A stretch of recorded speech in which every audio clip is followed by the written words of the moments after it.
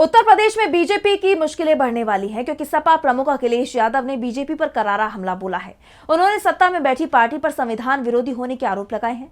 साथ ही और भी कई मुद्दों पर सरकार की घेराबंदी की है, जिससे बीजेपी सवालों के घेरे में आ गई है। तो क्या कुछ कहा अखिलेश यादव ने, जानेंगे इस रिपोर्ट में। उत्तर प्रदेश के पूर्व मुख्यमंत्री और सपा प्रमुख अखिलेश यादव ने बीजेपी पर करारा हमला बोला है।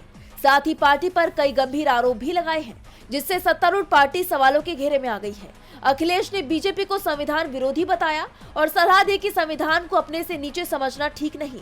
इसके साथ ही उन्होंने कई मोर्चों पर सरकार का घेराव किया। उन्होंने सोशल मीडिया प्लेटफॉर्म एक्स पर बीजेपी पर सवाल दागते हुए पोस्ट किया कि जनता पूछ रही है कि जब अपने ऊपर लगे मुकदमे हटवाए थे तो संविधान के किस अनुच्छेद के तहत ऐसा वैध कार्य किया था, जो महोदय सनातनी संतों का तिरस्कार मंचों से लगातार कर रहे हैं, जो अपमानजनक अवांछित उपमा दे रहे हैं, जो अपनी विध्वंसकारी नकारात्मक बुलडोजरी सोच के समर्थन में नारे लगवाकर माघ मेले के धार्मिक सौहार्द को बिगाड़ रहे हैं, जो माघ मेले के उपद्रवियों के विरुद्ध मुकदमा दर्ज नहीं कर रहे हैं, वो महोदय मौन ही रहे, यही उनके लिए श्रेयस्कर है। उन्होंने दावा किया कि अब सत्ताकामी भाजपा का धर्म विरोधी चेहरा बेनकाब हो गया है। अखिलेश ने आगे कहा कि जो नुकसान होना था वो हो गया है।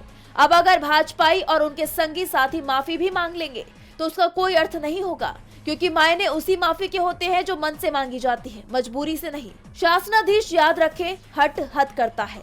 उन्होंने आरोप लगाया कि भाजपाइयों का विचार, वक्तव्य और व्यवहार हमेशा असंवैधानिक होता है। सत्ता के घमंड में डूबी संविधान विरोधी भाजपा अब नहीं बचेगी। उन्होंने अपने इस बयान में बीजेपी पर तो सीधे तौर पर निशाना साधा, लेकिन कहीं भी मुख्यमंत्री योगी का नाम नहीं लिया। लेकिन राजनीतिक जानकारों का कहना है कि अखिलेश का ये निशाना सीधे तौर पर खासकर सीएम योगी पर ही था, क्योंकि जिन मुद्दों पर अखिलेश ने सरकार की घेराबंदी की है उसमें खासकर सीएम योगी ही फंसे हैं। अब देखना होगा कि इस पर सरकार की तरफ से क्या प्रतिक्रिया आती है। डीबी लाइव की रिपोर्ट।